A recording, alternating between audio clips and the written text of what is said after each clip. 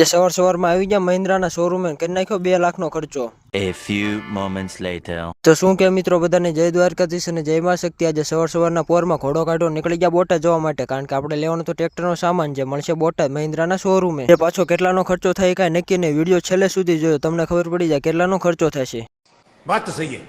પહોંચી ગયો તો મહિન્દ્રાના શોરૂમે, પણ અહીંયા પહોંચ્યો ત્યાં તો શોરૂમ જ બંધ હતો, લાગે હું આમને વહેલા પહોંચી ગયો। મહિન્દ્રાના શોરૂમે પહોંચ્યો ત્યાં એક હેવી ડ્રાઈવર દેખાણ, હાલો હું તમને બતાવું। लेकिन ये साला कर क्या रहा है यहाँ पे?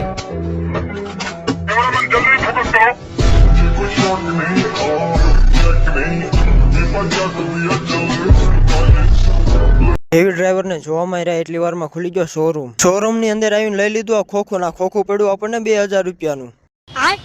અમને એમ થતું છે આ ખોટું બોલે, તમે MRP જોઈ લો। બોટાદ આવ્યા હોય નાસ્તો કર્યા વગર જાવી એવું તો બને નહીં, એટલે આપણે આવી ગયા ભજીયા ખાવા માટે। હું ભજીયા ખાઈ લઉં ને હમણાં ટાટા પડી જશે। વાત તો સહી હે। મને લાગી હતી ભૂખ એટલે મેં ખાલી દીધા ભજીયા, આપણો ઘોડો થઈ ગયો તો તરસ્યો એટલે પાઈ દીધું એને દુબઈનું પાણી।